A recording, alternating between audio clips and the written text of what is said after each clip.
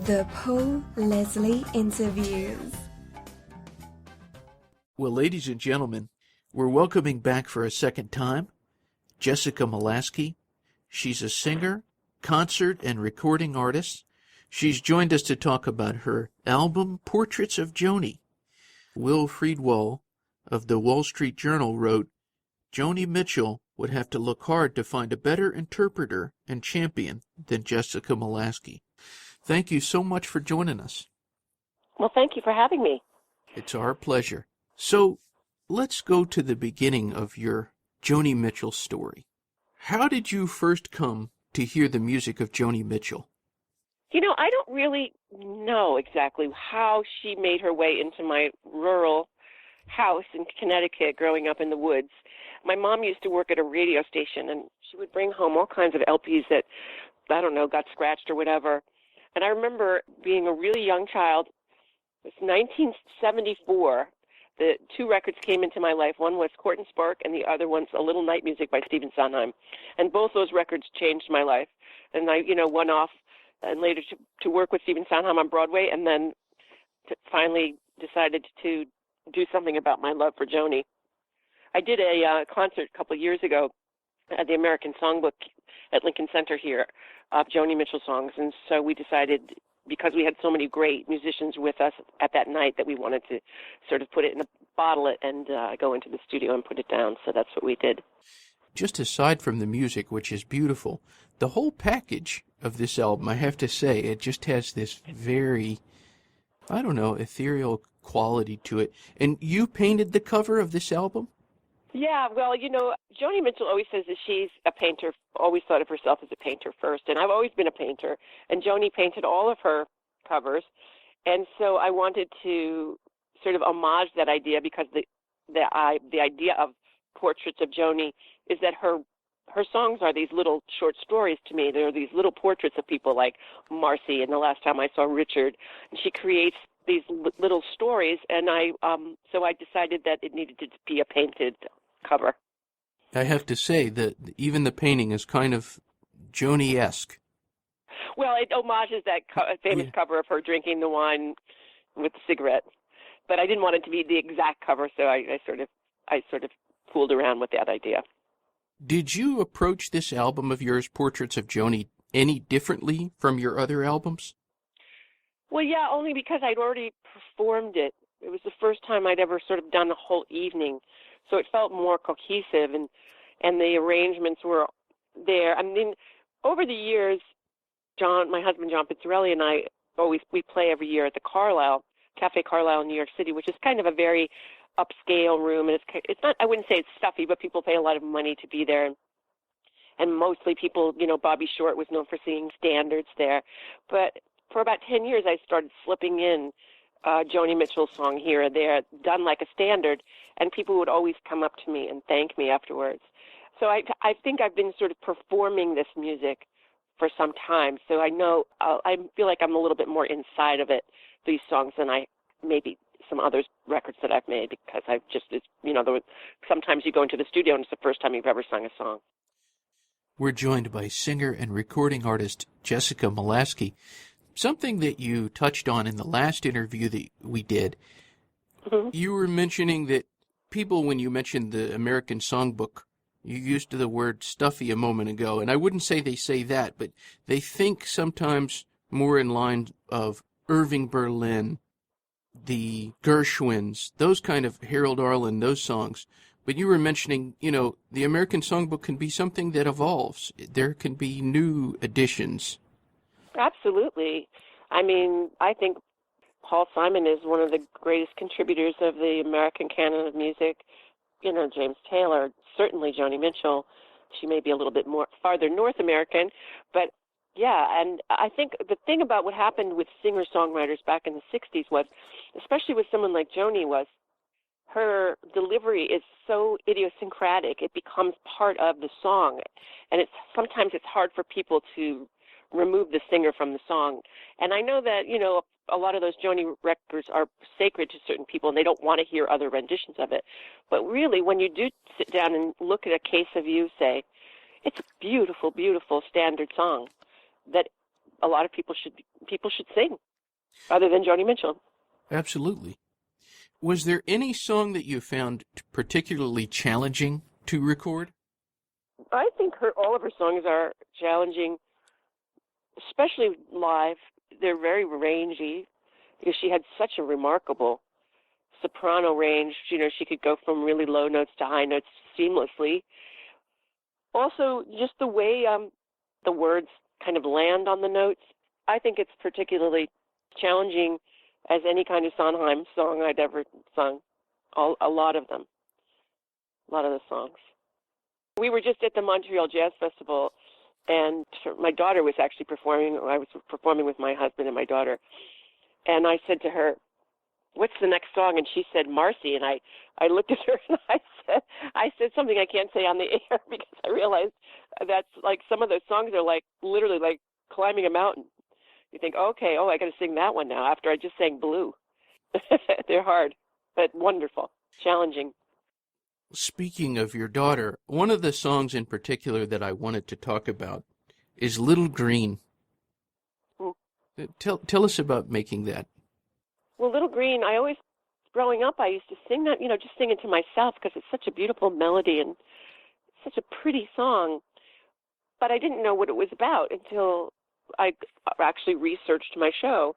And it's a sort of a bittersweet song about Joni Mitchell giving her tiny baby up for adoption when she was basically a teenager herself.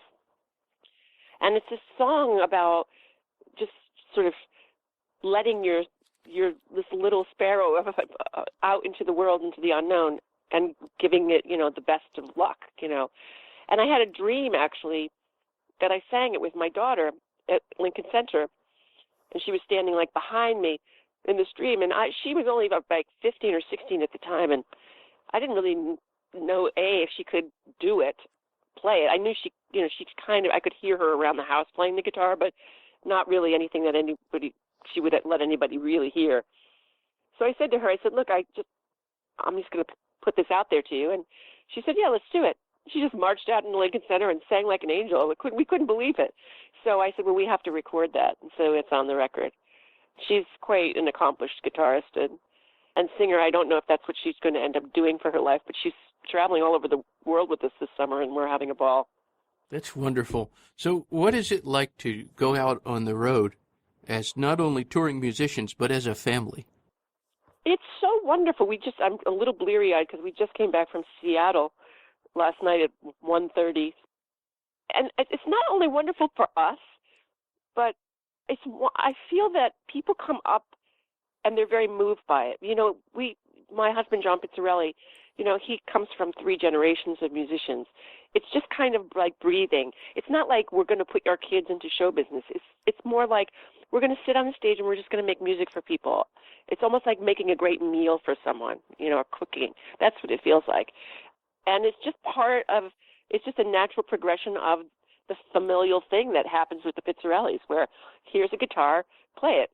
But I feel that people are very moved by it, the idea that families, especially in this day and age, that a young teenager could hang out with a bunch of, middle-aged musicians and have the time of her life and share what's inside of the DNA, I think. It's really, people seem to be very moved by it. And I understand why. I'm moved by it, yeah. And it's, I don't know how much longer she'll ever want to do it with us, but we say we're the Italian McGarrigles. One of my favorite tracks from this album is The Dry Cleaner from Des Moines. Yeah. Well, Joni it's a sort of a vocalese piece that she wrote for the Mingus album. Joni was as influenced by jazz musicians, probably more so than she was by the Beatles. She loved Lambert, Hendricks, and Ross. That's how I discovered Lambert, Hendricks, and Ross, was because she put Twisted on the end of her Court and Spark record, and I'd never heard anything like it. And I thought, as a kid, I thought it was a Joni Mitchell song, and then I realized later it wasn't.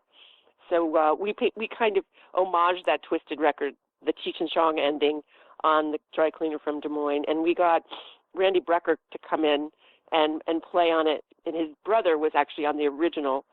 So, and he walked in and played a ridiculous solo and just, said good night in one take and walked back out. It was amazing. And we had a lot of fun doing that. I wanted to put a couple of swingers on there, and really, because I always knew that there was such a jazz love in the root of Joni, and I just wanted to make sure that there was some real jazz on the record. And this, as well as there's bossa nova and, a lot of other kind of feelings. Well, speaking of bossa nova, concurrently with this album being released, your husband, John Pizzarelli, has released this album. It's beautiful.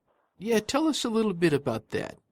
Yeah, he made a record called Sinatra and Jobim at 50.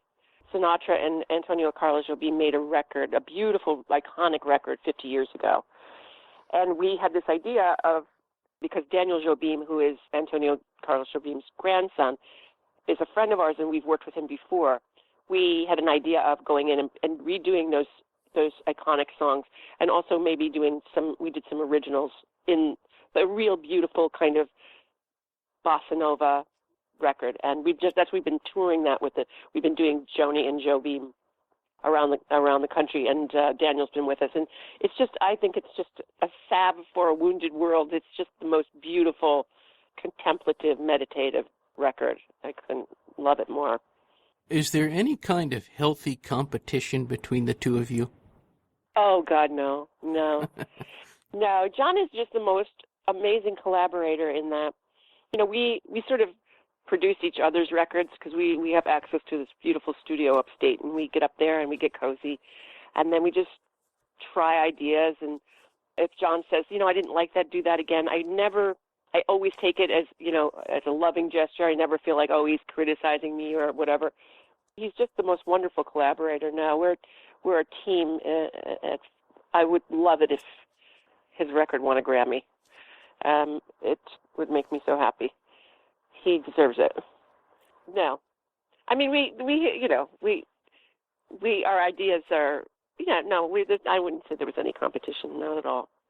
I like to say when we perform together, especially when we perform in smaller clubs, it's like we're surfing on the same surfboard. That's great. When you were recording, and now that you have released this album, Portraits of Joni, is there any effort, or have you sent a copy of this to Joni Mitchell?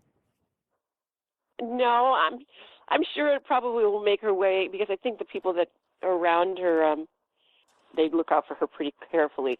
It's a slippery slope. For years, we've done stuff with Stephen Sondheim songs where we're trying to put it in another vernacular, put it in a jazz vernacular. And, he would come to see us at the Carlisle, and we'd be sitting there sweating because he doesn't like it when you change his songs. And he did once in a while say something like, "Oh, you're reharmonizing my songs." And then over the course of several years, we sort of wore him down, and I think he got it and became very, very sweet about saying, that was great.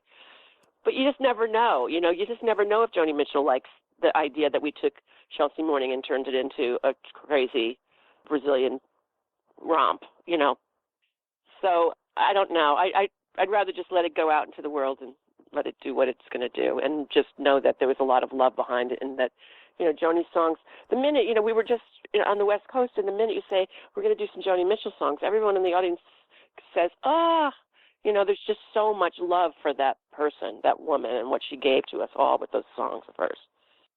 Are there any other artists that you have thought about doing a similar kind of recording, a tribute-type album? No, I have. Well, John and I have probably 20-some odd crazy, recordings or arrangements of Sondheim stuff. I have done a lot of Paul Simon over the years and kind of taken those songs and excavated them.